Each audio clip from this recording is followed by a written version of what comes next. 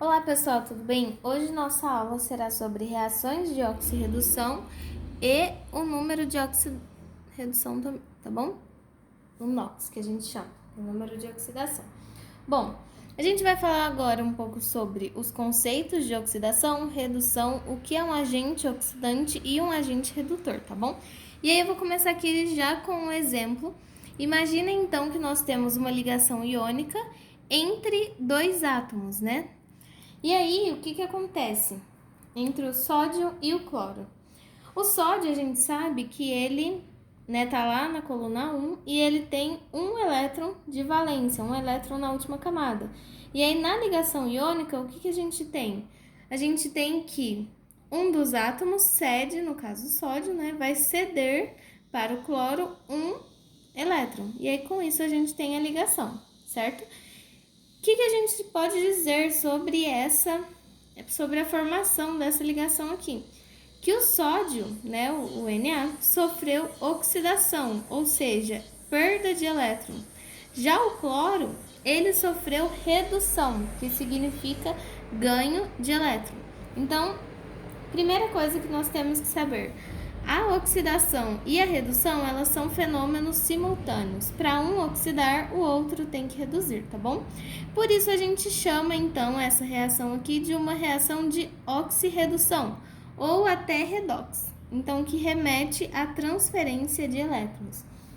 E aí, né, a gente tem aqui definindo que a oxidação é quando há perda de elétron, no caso, o Na, ele perdeu um elétron, que ele tinha um elétron na última camada e perdeu. Já a redução é o ganho de elétrons. No nosso exemplo aqui é o cloro, porque ele tinha 7 elétrons na última camada e ganhou mais um, ok? E aí aqui eu coloquei, no exemplo, o sódio ele vai ser o agente redutor, ou seja, ele é o agente que causa a redução do cloro, certo? Porque o cloro vai reduzir, o sódio é o agente que causa essa redução. Já o cloro, ele é o agente oxidante, porque foi ele que causou a oxidação do sódio, ok? E aí eu coloquei aqui outro exemplo para vocês verem que a gente não considera apenas entre átomos, mas entre substâncias também. E aí aqui um exemplo a gente tem aqui essa substância interagindo com mais um cloro, e aí aqui a gente tinha antes, né, um ferro cloro 2 e agora aqui a gente tem um ferro cloro 3, certo? E aí aqui o que a gente tem? Um oxidante ou um agente oxidante, que é a substância que provoca a oxidação, ou seja, a perda de elétrons, e nós temos um redutor ou agente redutor, que é a substância que vai provocar a redução, tá bom? Bom, aí aqui, né, eu não falei, mas nós temos então a transferência de um elétron para o cloro e com isso nós formamos a ligação. Então, se o cloreto de ferro aqui perdeu um elétron, ele sofreu então uma oxidação. Se ele sofreu a oxidação, ele causou a redução do cloro. Então, ele é um agente redutor e sofre oxidação, tá bom? E o cloro ao contrário. Bom, vamos lá. O conceito de número de oxidação, vamos ver agora então sobre ele. O que seria então esse número de oxidação? Ele vai ser a própria carga elétrica do íon, né? Ou seja, o número de elétrons que o átomo realmente perdeu ou ganhou na reação, na ligação, tá bom? Aí aqui, por exemplo, né, a gente tem ali o sódio, novamente com o cloro. O sódio, ele perdeu um elétron, então ele ficou com esse maisinho aqui, o íon, né? Ele tem um NOx mais um, porque ele perdeu um elétron, o elétron é negativo, né? Então, ele fica com mais um. Já o cloro, ele ganhou um elétron, o elétron é negativo, ele fica com menos um, certo? Se tivesse ganhado 2 elétrons, seria menos 2. Se tivesse perdido 2 elétrons, seria mais 2 e por aí vai. Podendo ir, então, de 0 até 7, ok? Bom, e em compostos covalentes, né? A gente sabe que na ligação covalente há o compartilhamento do elétron. Não tem um perde, outro ganha, certo? Então, a gente deve pensar em qual carga elétrica que teoricamente o átomo iria adquirir se houvesse essa quebra da ligação covalente. Então, com qual ia ficar os elétrons, né, com qual átomo ia ficar esses elétrons da ligação. E aí a gente consegue imaginar isso através da eletronegatividade, tá bom? Então, eu coloquei aqui um exemplo. Imaginem então, né? A gente tem aqui a ligação entre hidrogênio e cloro. Imaginem que essa ligação se rompa aqui. O que a gente teria? A gente teria um hidrogênio que perdeu elétron com um cloro que ganhou elétron. Com isso, o número de oxidação do hidrogênio seria mais 1 e o número de oxidação do cloro menos 1, ok?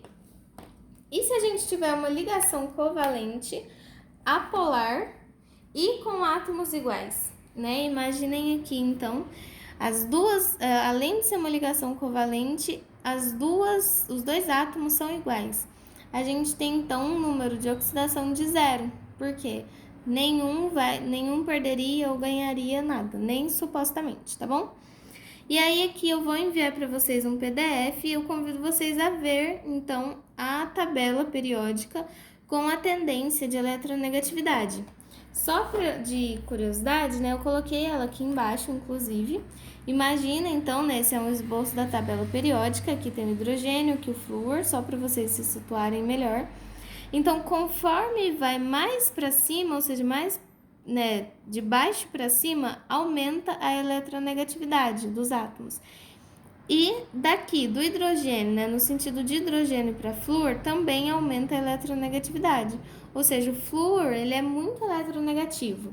O hidrogênio, ele é mais eletronegativo que todos da coluna dele, só que ele ainda é bem menos eletronegativo do que os demais que estão para cá, certo? Bom, continuando, em íon simples, o NOx é a carga elétrica real do íon. Então, se o íon tá lá, menos 1, o NOx vai ser menos 1, tá bom? Agora, em compostos covalentes, a carga elétrica que o átomo teria, teoricamente, vai ser o NOx, tá bom? Bom, daqui a pouco a gente já vai fazer exercício de continha, cálculo, e aí vocês conseguem fixar melhor. Então, gente, esquematicamente, o que a gente tem? Eu coloquei aqui nessa reguinha para vocês. E aí, reparem bem, a gente tem aqui o zero quando não há perda nem ganho de elétron, certo? Se ocorre a oxidação, o elemento ele vai ter um NOx positivo, porque ele perdeu elétron. Agora, se ocorre a redução, é porque a gente vai ter então um NOx negativo, tá bom? Então a gente olhou lá, o NOx dele é menos 3 aqui, significa que ele sofreu redução, ok? Então, a gente tem alguns valores de NOx usuais, ou seja, que a gente já sabe, já tem tabelado quais são esses valores. Outros a gente acaba calculando de acordo com cada composto, tá bom? Então, primeiro, o NOx de elemento ou substância simples é sempre 0. Exemplos: O2, H2 e por aí vai. Então, substâncias simples que possuem apenas sempre um elemento só, o NOx vai ser igual a 0, tá bom? Dessas substâncias. Nos compostos, o que a gente tem então? Quando a gente vê um hidrogênio em um composto, a gente vai saber que sempre o NOx dele é mais 1, com exceção, claro, né? Tudo tem exceção para hidretos metálicos. E aqui eu coloquei um exemplo, né? O NaH, tá bom? O NOx do oxigênio vai ser sempre menos 2 também. E aí aqui eu coloquei uma exceção de peróxidos. Então, água oxigenada, o Na2O2, sempre esses daqui não será o NOx menos 2, mas todos os demais sempre menos 2. Então, quando vê hidrogênio, já pode pôr mais 1, quando vê oxigênio, já pode pôr menos 2, ok? E para elementos das colunas A da tabela periódica, então convido vocês a pegar uma tabela periódica aí, né, da internet e conferir. Então, na coluna 1A será o NOx máximo de mais 1, 2A mais 2, 3A mais 3 e por aí vai. E nós temos também o NOx mínimo que ele poderia atingir, que é menos 4, menos 3, menos 2 e menos 1 para essas finais, ok? E como que a gente vai calcular esse NOx? Aqui eu vou dar 2 exemplos para vocês e deixar os demais para a gente fazer em aula, ok? Bom, cálculo do NOx, primeira coisa que a gente tem que lembrar, a soma dos NOx, né, de todos os átomos numa molécula, será sempre igual a zero. Então, o NOx de todos aqui somado vai ser igual a zero. E como que a gente faz isso? Bom, o NOx do hidrogênio, a gente já sabe que é mais um, certo? Só que a gente tem 3 átomos de hidrogênio aqui nessa molécula. Então, será 3 vezes mais um. O do fósforo a gente não sabe, certo? Então, a gente coloca X. Mais o do oxigênio a gente sabe. O do oxigênio é menos 2. Só que a gente tem 4 átomos dele, por isso que tem que ficar bem atento. Então, menos 2. E aí, é só a gente fazer a continha, ok? Então, vamos lá, né? 3 vezes mais 1, então a gente fica aqui com 3, mais X, mais... Aliás, aqui vai ser um menos, né? Já adianto. Bom, então 4 vezes menos 2, a gente tem um menos 8 aqui. Igual a zero. E a gente quer saber o valor de X, porque a gente já sabe o NOx do hidrogênio, do oxigênio, a gente tem que saber do fósforo agora, tá bom?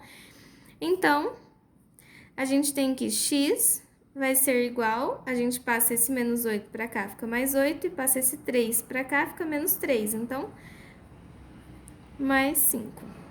Então, o NOx do fósforo, então aqui eu vou colocar o NOx do fósforo, vai ser mais 5, ok? Bom, e aí aqui eu deixo então esses dois para vocês fazerem, para treinar esse cálculo do NOx, ok? E a gente também tem o cálculo do NOx para íon, né? O íon composto.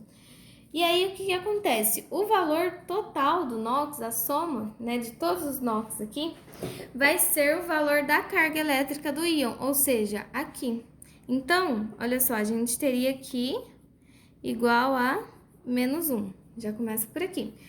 O manganês a gente não sabe, mas do oxigênio a gente sabe. Então, do manganês a gente coloca X mais 4 vezes menos 2. Por que 4 vezes? Porque tem 4 átomos de oxigênio, certo?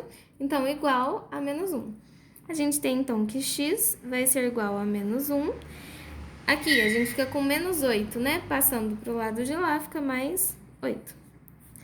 Com isso, a gente tem que o nosso X